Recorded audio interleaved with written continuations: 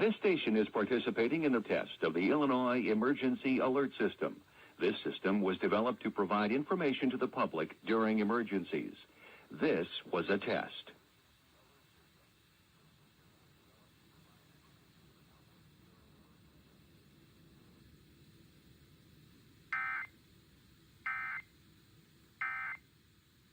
In fact, we all too often...